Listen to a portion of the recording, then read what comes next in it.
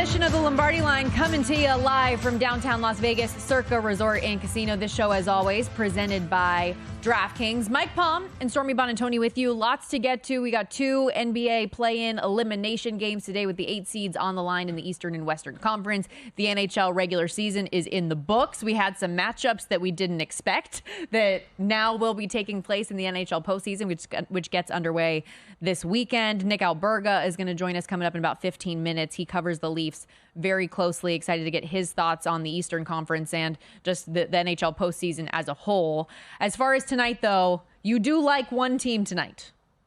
I like the Kings tonight, laying the point on the road in this game against the Pelicans. I don't love them a lot. I don't like them as much as I liked the Bulls the other night, but I'll probably have a small play on the Kings. I wonder if I missed something because the Kings are +1 now. Are they really? That's what I'm looking at DraftKings right now. That's a 2-point move. I got to look at something. But yeah, that's significant. But I agree with you on the surface, though, that it feels like without Zion Williamson, the Brandon Ingram injury, and the way that it was only his second game back, and had to get pulled early, didn't look himself. Lots of questions there.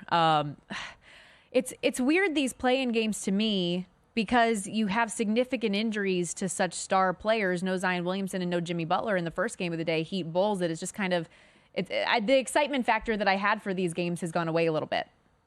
Well, right. That's the headline. Who's not playing tonight? But still, I mean, this is the, as you call them, elimination games, the true elimination games where making the playoffs or missing the playoffs. And I think it's a big game for the Kings to get in. You know, remember they were the 3 last year. They got beat by the Warriors, got beat at home by 20 in the Game 7 by Golden State.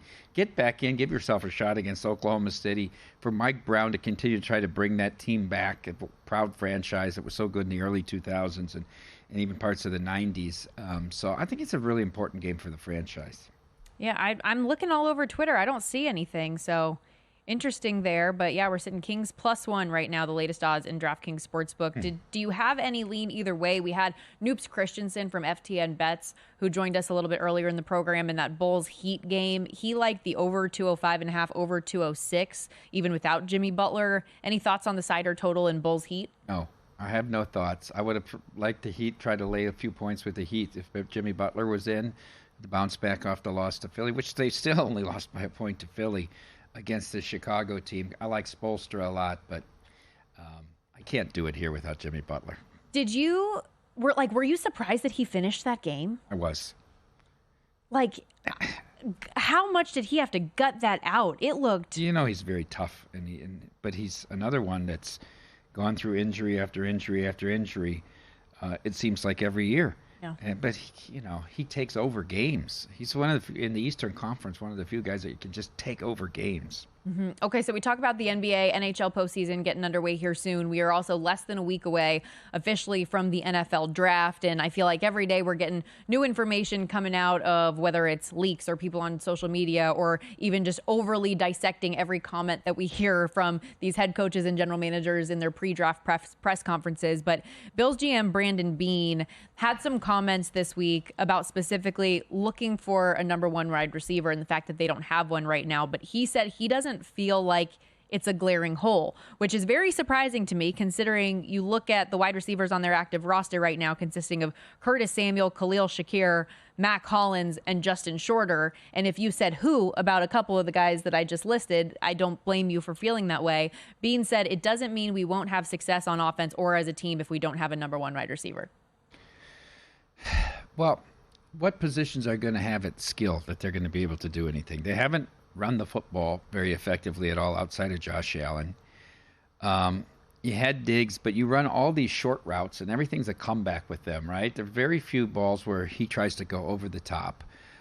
So in that respect, maybe it's the offensive system that they're using, that they say they don't need a star. You'll be able to draft wide receivers, but it's a big difference between being a 1 and being a 2. And having a guy that commands the attention of the defense. If you don't have that, that gives the DC so many more options on what he can do. So they seem awfully confident. Yeah. And I try to find reasons to play against them for somebody else to win the East, but they're all so flawed. right? Of course. They're really flawed. I mean, I would almost have to drag myself into taking the Jets at this point if I wanted to try to fade the Bills. I'd rather just maybe bet the Bills win total under. I think that the Jets of that group have the most potential upside, but I can't get on board on betting them because I don't have faith that they're going to be able to stay healthy. Like the people that they have brought into this organization, yes, are incredibly talented, but you have Aaron Rodgers, who is aging, coming off a serious surgery in an Achilles. You bring people in on your offensive line that both have injury history. Mike Williams, injury history. Like, just go on and on. I mean, even their running back had a torn knee just a year ago. What a good kid. He's great. But the Dolphins, who can't beat a good team to save their life, so the Bills are, I think, the rightful favorite in this spot. But that's a division I'm probably just going to stay away from betting in general. What's the Bills win total? You have that off the... Isn't it 9.5 or is it 10.5? I don't know. I'll pull it up. You can keep talking while I pull it up. I like to listen for your insights. If it's 10.5 and you don't have to lot a big juice to the under... I mean, I think these teams are good enough to be. I mean, they're probably 9.5. Yeah, too bad. I guess I could lay an alt, but I'm probably going to have to lay $2 to get to the under there. And I would wait till the schedule comes out to see what are the tough spots on the non-divisional games. But the Dolphins and Jets. The best case scenario for the Bills, probably they go 4-2 in the conference games, and then they need to win another 6 to go over. 7 if you got the 10.5. So we'll see. We'll see how the draft goes, and we'll see what the schedule makers end up doing. Usually they release that the second Thursday in May. Jets win total is -115 to the over. Miami also 9.5, -145 to the over, and then the Bills are 10.5 at -120 to the over. So all juice on the over for whatever their numbers are. The Bills are -280 to draft a wide receiver as their first selection. They sit at number 28 overall right now. Could trade up, though. Michael said that that's something that he could see happening in this spot. It's a very talented wide receiver class, so I wouldn't blame them for going there. It's -280 to draft a wide receiver, plus money, obviously, on everything else. D-line edge, +425, O-line, +550. You'd think they'd go far up? I mean, 3 wide receivers are going to go in the top 10, I would think. I don't think they would go. So they're looking at the next 3 guys. Correct, like that middle echelon area. Also, while we go from a team with a quarterback named Josh Allen, a team with a defensive player named Josh Allen, and the Jacksonville Jaguars are talking a lot about the potential for a new deal for their quarterback and Trevor Lawrence. GM Trent Baalke said the team's still working toward that contract extension, but they're not trying to force anything. They have until May 2nd to make a decision on whether or not they exercise the 5th-year option on his rookie deal, but it feels like he's going to get the extension before the season starts. Well, why wouldn't they? They never seem to re-sign their first-round draft picks outside of Josh Allen, but no, I think that they're going to. The thing with Trevor Lawrence is, Michael and I have talked about it a lot on the program, is that while he's been the best of that draft class, he's still has a lot of issues. He had more turnovers than anybody in the National Football League a year ago. Certainly there's a market for him if he doesn't re-sign with. Yeah. They don't. But no, they want him to be their franchise quarterback for a long time, of course. Well, it's just a matter of when it gets done. So to your point about how many generational quarterbacks can we have in a generation, he was thought to be maybe above all of them, right? You'd have to go back to him from Caleb to be the one who was the most supposed to be generational. Certainly you would categorize his career so far as disappointing. When you're 39-3 in your college career, right? And then you come to the NFL and you have a 3-win season. Granted, he didn't get off to the best start. He had your boy Urban. With Urban Meyer as your head coach. So a brutal start there. But no, he has not become the player that they wanted him to immediately be. They had a stretch where they went 14-3 from the end of last year, and then the mid-stretch till San Francisco went down and stomped them. Down there in South Florida or in Florida last year, where they were very, very, very good, but they haven't put it together in 2 seasons and obviously in the playoffs. Now, when we talk about Kansas City's run the last 2 years, I mean, they're a 97-yard Chad Henne drive away from beating Kansas City 2 years ago in the playoffs, right, and knocking them off. But Chad Henne came in relief of Mahomes in that game and led that long drive, got the Chiefs back into the game, and Jacksonville wasn't get over the hump. And then I would say last year was certainly disappointing. They were the odds-on favorite to win their division. And had an 8-3 start to the season. And finished 3rd. Yeah. Yeah. They early in the season, Lawrence, too, had the 2nd best completion percentage in the league. He finished the year at 65.6 completions, 22nd QBR among players with more than 5 games. So started the season on an awesome trajectory, and then between the injuries and other issues, the season just fall apart. I mentioned that 8-3 start the first half of the season. They were tied with Miami and Kansas City for the second best record in the AFC at that time, just a half game back of Baltimore. Won just one more game the rest of the way, Mike, and it was against Carolina in the game that Trevor Lawrence did not play. That was the C.J. Beathard game. Yep. So it just fell apart for them. So what do you think just prospects for this season?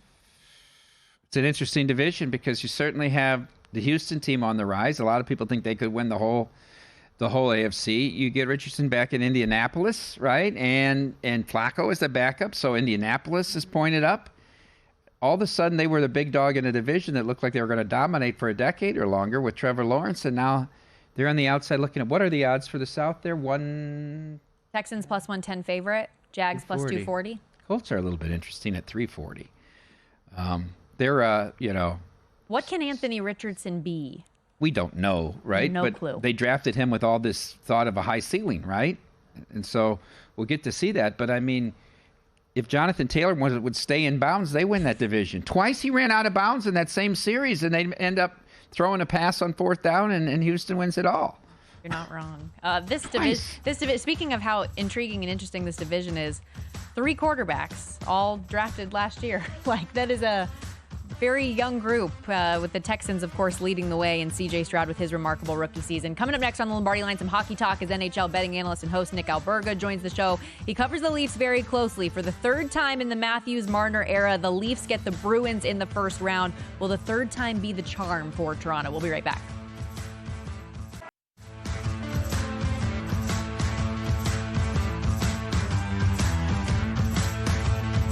This is the Lombardi Line with Stormy Buonantony and Mike Palm on VSiN, the Sports Betting Network. If you like the Lombardi Line, you'll love the GM Shuffle. Here our guy, Michael Lombardi, give his unfiltered opinion on players, teams, and coaching decisions every Monday and Thursday each week throughout the year, alongside our guy, Femi Abebefe. Download and subscribe to the GM Shuffle podcast from VSiN and DraftKings today, wherever you get your podcast. Same thing with this show, by the way. Whenever we are done, you can find it in downloadable form wherever you get your podcasts. Alongside Mike Palm, Stormy Buonantony with you. And let's get a little hockey talk in here as we welcome in Nick Alberga, host and director of Leafs Morning Take, NHL Fantasy on Ice. Speaking of podcasts, download that as well. Become a subscriber. Follow him at The Golden Muzzy on X. All right, Nick, we know the playoff picture. It is set. What are maybe some of your just biggest surprises right off the top, or matchups you love, matchups you can't stand? Guys, great to be with you. Exhilarating time in the hockey world for sure. There's so many different intriguing lineups and matchups, and I can't believe I'm going to come on here.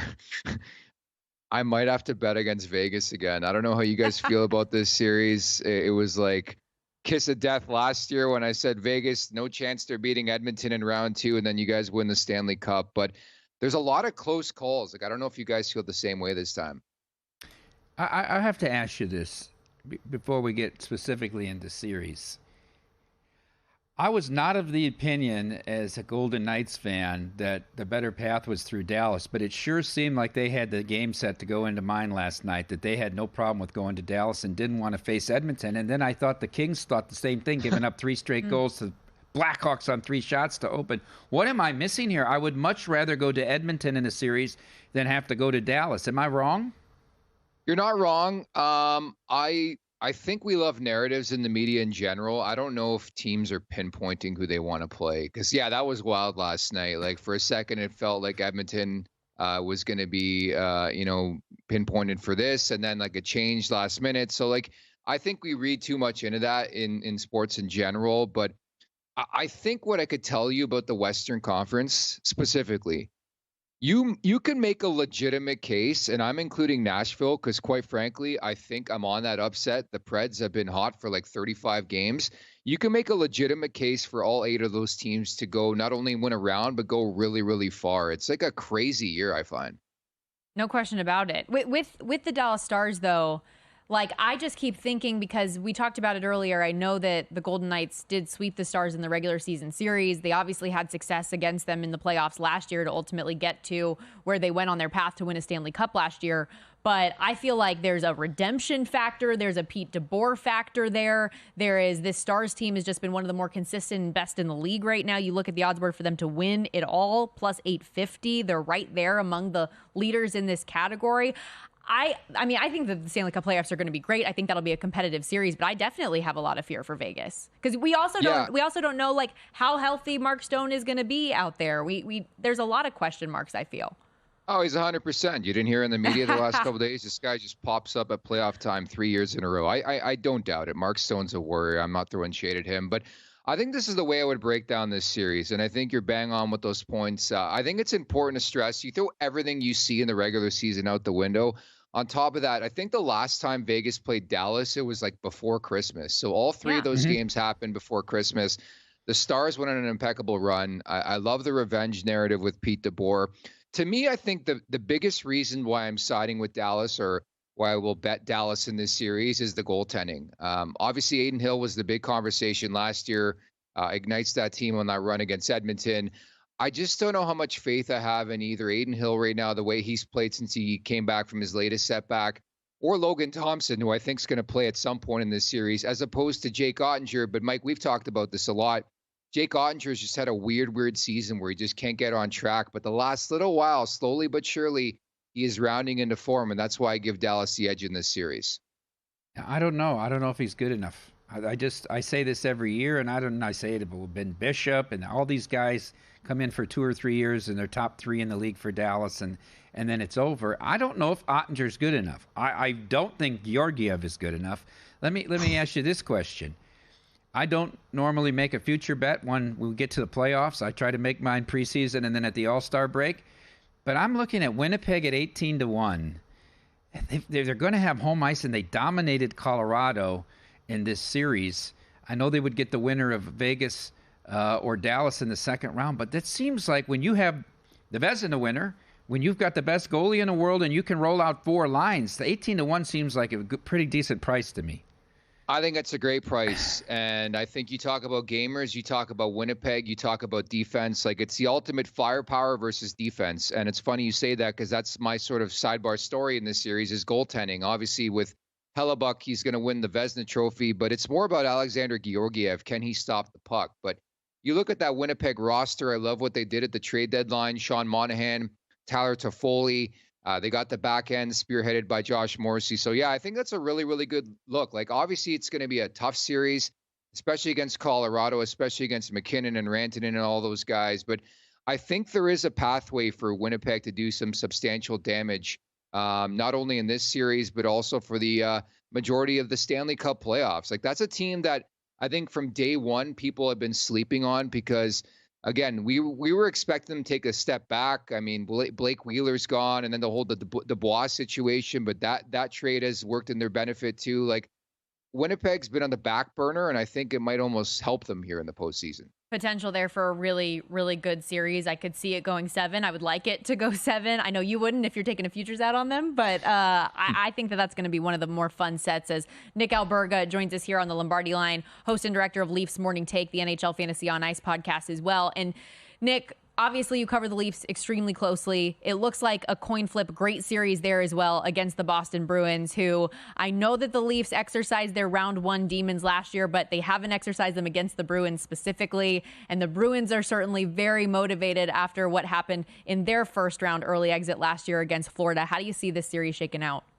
Boston owns them. I mean, I always say that the Leafs will have to overcome themselves if they're going to have any success in the Stanley Cup playoffs. I mean, you look at the players on paper, they're tremendous. Austin Matthews had 69 goals. I mean, first time in 26 years since somebody got, to close to 70 at least. I think when you look specifically at this series, it's going to come up to a matchup game, obviously up the middle. I mean, Krejci and Bergeron are no longer there. It's Charlie Coyle and Pavel Zacha. I mean, with all due respect to those guys, that's a matchup game you have to win if you're the Maple Leafs. Goaltending is going to be a big story for me in that series. The 5.5 number, I think, is polarizing to start. I like the over from that perspective. But I think when you look at the Maple Leafs, push comes to shove. At some point in time, you have to exercise your demons. I think it's a long series. In fact, it's important to stress 4th meeting in the first round since 2013. The previous 3 have all gone 7 games. So I would probably bank on that. I think it's a pick 'em. You say 5.5 polarizing. I think in the Capitals Rangers series, you might get to 5s. The Caps don't score too many 5-on-5 goals, and I think Lindgren's been terrific since he got the job full time. I want to ask you this, Nick. Obviously, Stanley Cup's a whole different animal, and these buildings will all be rocking. So there's to that home ice part. But how important as a handicapper is the last change to you? Are there coaches in a playoff scenario that you give more value to having the last change in the home games? And I would just throw out like a John Cooper to you. Yeah, again, it all comes down to coaching. You put your players in the best opportunity to produce. I think you catch guys tired when they can't make a change. Like all that impacts it, especially when you look at the New York Rangers or Temi Panarin, the year he's had. And certainly I think you look at the depth. I mean, I know a lot of people are making, plus minus a big conversation when it comes to the Washington Capitals. But Spencer Carberry did a really, really good job. So I think home ice specifically in a series like this could be crucial and monumental. And you look at the New York Rangers, I mean, there's a lot of value, I think, in this team. But I think in general in this series, like you mentioned it, you hit the nail on the head. That would scare the hell out of me if I'm the New York Rangers. Charlie Lindgren, like every year you guys saw it in Vegas, like why can't Lindgren be that guy who leads this team on an improbable run, especially when you have greatness in the form of Alexander Ovechkin. Everybody's sleeping on you. And, oh, yeah, the New York Rangers won the President's Trophy. So I think this series could be closer than people expect. And I'm right there with you. I have it labeled as an under series because let's not forget who's at the other side of the rink, and that's Igor Shesterkin, right? Yeah. I did not expect you to say that you thought it would be closer than people think, so that is very, very interesting. Oh, I definitely do. Yeah? Oh, yeah. This Washington team they won every game they had a win down the stretch, and they didn't do it with much margin. They did it by keeping the opponent under 2. They scored in spots with Ovechkin. They took advantage. I think they're very dangerous here if New York gets behind. President's Trophy curse. Don't forget about that, right? Look at Boston last year, the best regular season in history, and they blew a 3-1 lead. So never say never, Stormy. Hey, real quick, Nick, you only got 20 seconds. Is Jim Montgomery going to be able to go all Mark Swayman? Is he going to be able to do it this year? If he does that, he could lose his job. I think it's quite clear it's Swayman's crease. It should be his crease because Linus Allmark's going to get dealt in the offseason. Maybe at the Sphere. You never know. Nick, you're awesome. Best of luck with all your bets. We'll talk to you soon. Thanks, Nicky. Thanks, guys. Take care. Nick Alberga, follow him on X at The Golden Muzzy. And again, make sure you check out the NHL Fantasy on Ice podcast as well as Leafs Morning Take. We're going to hit the break. When we come back, we got a little UFL in store as well as Mike's bets for the day. We'll be right back.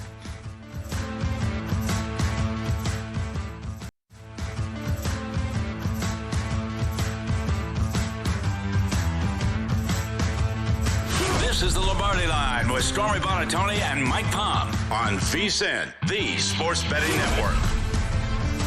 Remember, guys, here at VSiN right now for a limited time, we're offering 2 weeks of our exclusive betting splits for free when you sign up at vsin.com/splits. If you haven't checked them out before, our betting splits page is updated with DraftKings odds every 5 minutes, so you can see changes as they happen, find out where the public's betting based on the number of tickets, and where the money doesn't match the public opinion. And it's not just for the games in action today, but future events by date as well. Take advantage of this limited time offer. vsin.com/splits is how you can claim your free 2-week access. Mike Palm and Stormy Buonantony with you back here on the Lombardi Line. And you know how like on a numbers game and some other random shows, we'll have the tennis bets that we throw in or the random, you hit your MLS or your overseas soccer stuff. This is our segment in the NFL show where we're just going to throw it all out there and we're going to say, okay, we've got some MLB today. We've got some NHL. We've got some UFL as well.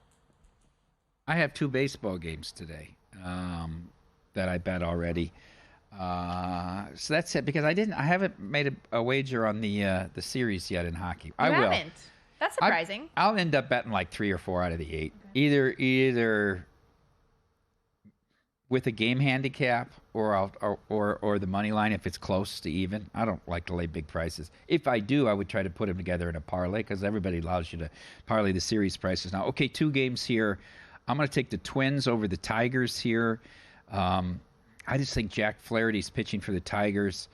He's not back yet. I mean, you look at him, he's a shadow of what he was when he was in St. Louis, and he was probably the most dominant pitcher in the National League at the time. And Joe Ryan is a very consistent starter for the Twins.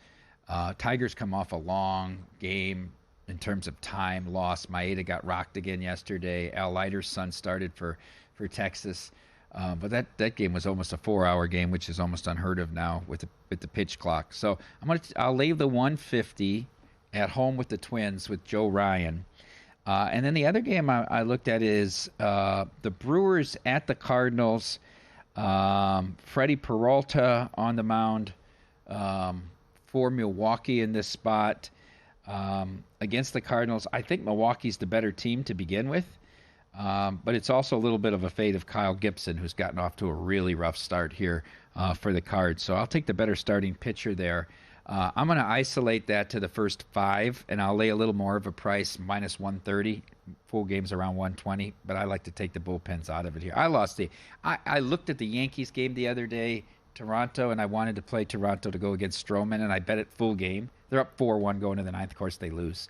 Of course, they give up 5 in the top of the. That's really fun. I'm done with it. I'll just play first 5, but I had the right handicap and the wrong result. So things like that, though, have you noticed anything specifically in the early season of just things that you already know you want to stay off of, or that you riding any trends or streaks or anything like that? There's 2 teams I'm watching that I think are better than I thought they were going to be. One's the Royals, which is everybody's talking about because the kids are hitting so well and scoring runs. I think the Padres are a lot better than I thought they were going to be. This lineup has been very good top to bottom, and if they can get some starting pitching, I think they're a playoff team, Stormy. Really? And their win total went up when they got Cease from the White Sox, and it got away from me. You could have got it at 81, and then it got to 83.5, 80, and I didn't bet it, but I might take a shot at betting them yes to the playoffs here.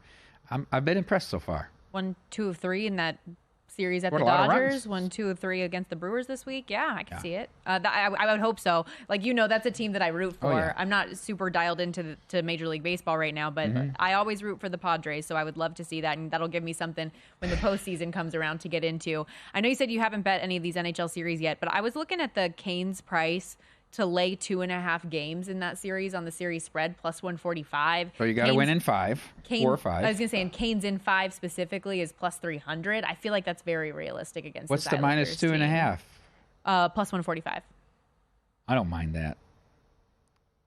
I guess if you bet them in 5 and they're up 3-0, you can bet the Islanders in the next game, right? And the Islanders, although they'll be at home, will be a big dog if they're down 0-3. We were just talking about it in the commercial break before we came on here, though, that this Canes team had no problem at all against the Islanders last year in the playoffs, and the Canes are better this year and the Islanders are worse. So I feel like there's no doubt in my mind the Canes are going to win this series. It's just by how many games. I don't know who you can trust in the pipe for the Islanders. I think you can make the argument that they're even though they weren't the worst goal differential, obviously, is Washington, that they're the worst team in the East that qualified, even though they weren't a wild card. They were the 3 seed in the Metro. And then maybe the Kings right now are the worst team. Certainly not Nashville. They played so well the second half of the year. But maybe the Kings are the only one that I have a future on right now, which I bet preseason at 26-1. Now they're around 33, 35. So I gained no value on having them finish third in the Pacific, although I'm very happy the way the result went because I thought they would have no chance against Dallas. They took Edmonton so you like to 7. It better that they're against they took the them to 7 games last year, remember, in the first round. I think they have a fighter's chance, even though they're not playing great. I mean, take the over. Why did Edmonton start Skinner last night? They called all these kids up and put Skinner in to give up 4 goals in 10 minutes and pull him. I mean, is that good for his head going into the playoffs? Not at all. A big favorite. Same thing with the Rangers and Capitals, but every other series is very closely priced, and I think we're going to have competitive, good games. In the UFL, so this, for anybody who doesn't know, I do sideline for college football as well as spring football, the UFL on ESPN, and every week, my producer at ESPN has tasked me on making at least one selection, a side or a total, on every single game, every single week. Well, but you've become the betting expert for this, not just at the network, but overall. Yes. So they're which is cool. Yeah. It's nice to have a little bit of a different role. It's not just sideline reporter, but it's sideline reporter / betting analyst on these games. And I'm so far, like I said, I've had to make a pick on each game. I'm 7-4-1 in those selections so far. And 2 of the 4 losses were by a hook or by a point. One of which, as I told you earlier, I was absolutely commiserating on because of this 4th and 12 rule, which I love conceptually, last year in the XFL, it was the 4th and 15. I think a 4th and 15 or a 4th and 20 is good. 4th and 12 is just too easy. There have been 2 attempts so far in the league this year. Both of them have won and allowed the team that was significantly worse in the game to ultimately win the game. The Arlington Renegades outgained the DC Defenders by like 160 yards. They had the ball for 20 more minutes. They were the far superior team, but up 10 with 2 minutes to go, they let DC score. They complete a 2-point conversion because, again, you can do a 1, 2, or 3-point conversion in the UFL. So throw your key numbers out the window in this sport. And then they convert a 4th and 12 walk-off field goal. They win the game when they shouldn't have, and I lose my Arlington money line bet by 1 point. So there's a lot of good things about the UFL and opportunity to win, but there's also a lot of frustration from the standpoint of if you're up 10 with 2 minutes to go, you're not feeling comfortable whatsoever. Well, I think I asked this to Michael about, would the NFL ever go to this 4th and X instead of these onside kicks because they're only 3% and they're trying to take kicking out of it? And he said it's just very unfair that the team that's ahead has to defend that 4th down play. The Eagles have pitched the 4th and 20 year after year after year, and it still just doesn't get through. I like it. I think a 4th and 20 would be cool, or maybe just find another way to make it more challenging. The bad part about it is if you get a defensive illegal contact, you get a first down, right? I mean, that's the tough I wonder part if there's about anything that you can do specifically for that play. That it's only 5 yards and you retry, right? Because it's too much. It's a change of possession. Exactly, because it's different. It's exactly like you said. It's a change of possession there. A couple trends just to let you guys know. Week 1, and early on in spring leagues like this, you see like the defenses are ahead of offenses, right? And so week 1, we saw under sweep the board. Week 2, it was 2-2. This past week, overs swept the board because now the offenses are starting to gel and click. And so there hasn't been a lot of rhyme or reason for the totals right now. Favorites are 6-6 as well. Favorites have started to separate themselves from the pack a little bit over the last week. We saw them go 3-1 last week. If there's one thing I can leave you with in this segment, it's that the Birmingham Stallions are a freaking wagon. And this might be the last time, truly, that you can get them at a plus money price to win it all this year. They've won the last 2 USFL spring football titles. They're plus 140 right now to win the UFL championship this year. They're an 8-point favorite against the Defenders this week at home. I saw it circa. That's already been bet up to 9.5. They're like Scotty Scheffler. Just bet them whatever because it feels like they're going to win. Why? Who's the quarterback? Adrian Martinez, backup Matt Corral. Matt Corral. Yes, which I actually saw in the 2 Deep this week that he's listed as the starter, which was interesting to me because Adrian Martinez is coming off like a 400-yard 3 total touchdown day. So I'm not sure why Matt Corral would be starting if that ends up being the case. But either way, you're in great hands with them. And something that I learned recently, I didn't think that this would be available in the UFL. You can tease these games too. And like I said, some of my losers have been by 1 point or a hook. If you can get a little bit extra bang for your buck, start buying points. A little leeway. You're getting crazy. Well, no, it's funny you say that. Ian Fitzsimmons he's one of the reporters that does the XFL UFL stuff, and he always talks about how like he gets beat by hooks all the time. He always buys the half a point. I was like, you're insane, dude. How have the crowds been? I know St. Louis draws 40,000. How have the crowds been across the board? Hit or miss. Yeah. But the product has been good. Yeah. So like if you're watching on TV, you're not watching for the crowd anyways. You're watching for the game, and the games have been good and interesting and down to the wire. Not all atmospheres are created equal, but St. Louis and DC far and away the best that you're going to see in the league.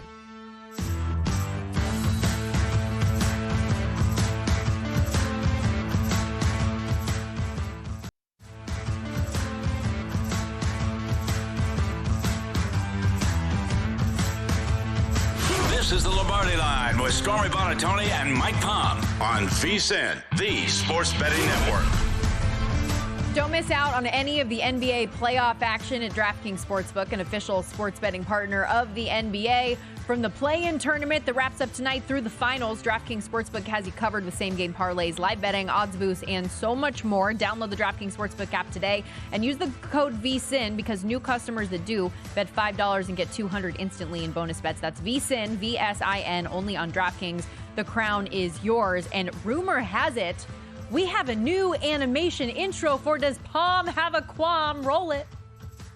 Some bets just don't sit right with Mike Palm. You took all the money you made and bet it against the Harlem Globetrotters? Are you considering a bet that would make him sick? I'm going to throw up. Don't throw up. It's time to ask Mike, would Palm have a qualm?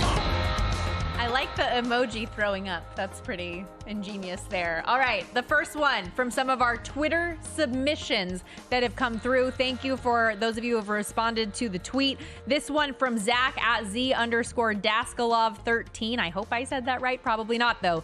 The Steelers to win the AFC North Division. Plus 850 is the price. Mr. Palm, do you have a qualm? I do have a qualm because I think they have to overcome 3 different teams here in this division. One of whom I'm very high on in Cincinnati. I think Cincinnati's going to take the biggest step forward of all the teams. But in order for the Steelers to win the division, they have to overcome Cincinnati. They have to overcome the number 1 seed last year in Baltimore. And, oh, by the way, a Cleveland team whose defense was pretty darn good when they played at home. If they can figure out this home split for their defense, I think there's an issue there. I think it's just too tough of a division, and it's too much to ask for them to win it outright. I think it's going to be the best division, potentially, like competition-wise, in the league right now. Is the best in the NFC the North? Are the 2 Norths the really fun divisions? Yeah, I think so. I think so. I do too. Let's keep this rolling. From Jared, our next tweet. VGK. This is just cruel. The Vegas Golden Knights, defending Stanley Cup champions. Would Palm have a qualm with them getting swept in the first round against Dallas? They're the defending Stanley Cup champions. I think that's a long ask to think that they're going to get swept. I know Nicky Alberga talked about Aiden Hill. He still had the top save percentage in the NHL this year for those goalies that qualified. And you're bringing your whole team back. I don't know if Peter Angelo, is he going to be back for the first game? We know Stone's going to be back. They're putting this illegal salary cap team back on the ice because there's no salary cap in the playoffs. I don't know that Dallas can be consistent enough for 4 games to sweep. I have a qualm. I would need about double that price to bet this, close to 14 or 15 to 1. I know you had your doubts about Jake Ottinger, but can't he go into playoff God mode just like Andrei Vasilevsky can every now and then through a series? Well, he hasn't done it yet, right? Sure. So he got beat by the Knights last year. I know we were on vacation in New York trying to find this game, right? Nobody in New York was dying to show the Knights and the Knights and Stars, right? Yeah. So we were trying to find a restaurant where the games were on while we were in New York City for a week. He just hasn't done it, and I keep thinking he's going to emerge as the best goaltender in the National Hockey League. But this is like the 3rd straight year I've felt this, and it hasn't happened yet. So plus 750, not worthwhile. Not Palm enough. does have a qualm. Mm-hmm. This next one is interesting because you and Nick Alberga were on the program earlier hyping up the Caps as making that series against the Rangers a little bit closer. Can you take the Caps going deeper? Bill Moore tweeted his submission. The Caps are a human lock to hoist the cup. OV second. You get the little throw up emoji there. 150 to 1 for the Caps to win the Stanley Cup. Well, I think the statement, human lock, is a bit hyperbolic. I don't mind this, though, because I think they're going to make this series more competitive than people think. I would prefer, I'm not going to say I have a qualm. I would prefer to bet this series to take them either plus 2.5 or plus 1.5 games, or look for spots to isolate them, maybe game 3 at home. But I say not so fast on people who think the Rangers are just going to roll through the Capitals. It's just hard when you look at a goal differential in the minus 30s. But it's hard to stomach. That was Kemper, too. Kemper was a big part of that. And so I say, Stormy, of the 4 major sports, the Stanley Cup's the most unpredictable playoff format. Yeah, and they call it the hardest trophy in sports to win for 16. a reason. Takes 16. Ron, I'm struggling with these names, guys. I apologize in advance. Ron Mycetic? R. Mycetic on X, he says, does Palm have a qualm with the Pittsburgh Pirates to win the National League at 100 to 1 or the World Series at 200 to 1? Yeah, I do. I think that's too short. I will say the NL Central is very interesting. The only team I could tell you I totally discount at this point is the Cardinals. I don't think they did enough with their pitching staff. I don't think their lineup is good enough. The third baseman is a shell of what he was. I know he's won all the Gold Gloves, but he's just not hitting the ball. He's making too many key outs. Interesting. Cubs have a lot of upside. The Brewers have played fantastic. I was a fade the Brewers person to begin with, and I still think the Reds are an interesting choice. It'll be a competitive division. Can the Pirates beat the Dodgers or the Braves in a series in the playoffs, or both? I don't think so. That's a wrap for all of our submissions on Twitter, but please keep these coming every single week. Tweet at us any of these Would Palm Have a Qualm ideas. I'm going to keep it rolling with some from our producers here. The Knicks to sweep the 76ers, 14-1. Would Palm have a qualm? Yes. Too short. I actually think the 76ers are probably going to win this series. I love Thibodeau. Tibbs a great coach. Maybe he's top 3 in my book in the modern NBA. But with Embiid back, that's a whole different team. They get the benefit of the seeding and the way this works out. To Noop's point, I mean, the winner of this probably gets Indiana with Giannis being out. So, I mean, the winner of this likely a path to the finals here and a shot at the Celtics. I think this is going to be a good series. Depending on where you look at this, either team favored. There's a wide variance in the prices, and of course, a lot of that has to do with future book. Sure, and I know at least initially on DraftKings when this came out, the 76ers were an even bigger favorite than they are now at just minus 115 because that did get bet the other way, and we're seeing largely minus 110 both ways right now in this series. How about the Nuggets and Lakers? I know that this is a very hefty price, minus 310 for the Denver Nuggets just to beat the Lakers. No series spread involved, no exact price, just minus 310. Do you have a qualm laying it with Denver? No. I would parlay it with other series that I like because I don't want to lose $3 to 1. Parlay it with the Canes. $3 to 1. You could parlay Just keep it going. You could parlay it with the Canes. Trying to think what other series I would isolate it with in the NHL. They're tough. They're really tough, right? Yeah. I think the Kings. I think Nashville will give them a series. NBA series. What would Boston be favored? Because you could throw that one in as well for the first round. Everybody expects them. Would that even be worth it to throw into the parlay? That'd be very heavy. Okay, let's parlay it with the Canes. All right. I like it. The Royals to win the AL. We were talking about Kansas City earlier. I bet them to win the division, to win the American League. So what, as it shapes up now, like the Yankees have played very well. Probably you could say the Guardians have been the second best team, but they lost Bieber. I don't have a qualm with this. I think this team has a lot of upside. You can go out there and hit the ball like the way they're doing. I think Singer has upside as the starter. Why not take a shot? What's the price? 35 to 1? Yep. No qualm. So yesterday, Michael and I on the program were reviewing some of the statements from Bill Belichick on the Pat McAfee show this week. A lot of them serious, one of them not whatsoever, which was about the fact that he doesn't like coffee. You come in here every Friday with a coffee that looks like it is pure milk and has a ton of whipped cream on it. Would Palm have a qualm with just a hot black coffee? Couldn't do it. Couldn't stomach it. I have a huge qualm with it. I take a little coffee with my sugar and cream. Okay. Seriously, that's the way I have to have things sweet. I typically like things very sweet. I'm with you. Another thing that I learned about Mr. Bill Belichick, not only does he not like coffee, he likes his steak well done. Do you have a qualm with a well-done steak? All the chefs do, right? All the great chefs said you're only supposed to cook it a little bit. I tell you, I order my steak medium. I could eat a well-done steak more than I could eat a rare one, though. I can't. Really? I can't eat one just sopping in blood. See, yeah, like there's some places I've gone, they're very good, and I like the prime rib, but they say we don't cook it other than medium rare. And then at least they tell you. Yeah. Because you order it medium, and then they cook it medium rare, and they say, well, we don't cook it. At least they tell you up front. Do you have a qualm with medium rare? No, I don't have a qualm with it. I have a qualm with rare, and I guess I could say, I don't know. You're taking all the flavor out of it. Well done, in my opinion. I'm a medium rare gal, medium rare plus. That's the way that I do it. My medium rare plus. Yes. Is that a category? Oh yeah, you throw the pluses in there. It means you get a little in between. Yeah, what does medium rare plus go on which side? In between medium rare and rare. Oh, okay. So it's more on the rare side. Correct. Yes. Interesting. So if I said medium well plus, would that be more on the well side? If you said medium well? Well plus. It would be going up. It would be more on the medium side. Okay. So the plus is like I would like bumping that you then. up. Medium well plus would be all right. There you go. See, we're just learning new things every day. I'm learning a lot from Stormy. My husband and I went to Barry's with his mother one day, and she got a filet well done. They had to butterfly it to make it well done. I was like, I love you, Vicky. What are we doing right now? They don't like it. It's offensive. Not. We can't be Ask doing for this. ketchup too. I know that qualm doesn't rhyme with Stormy, but Stormy has a qualm as well. Great show. This was a lot of fun. Good luck with your bets, everybody, today. Enjoy the play-in, and we'll see you next week.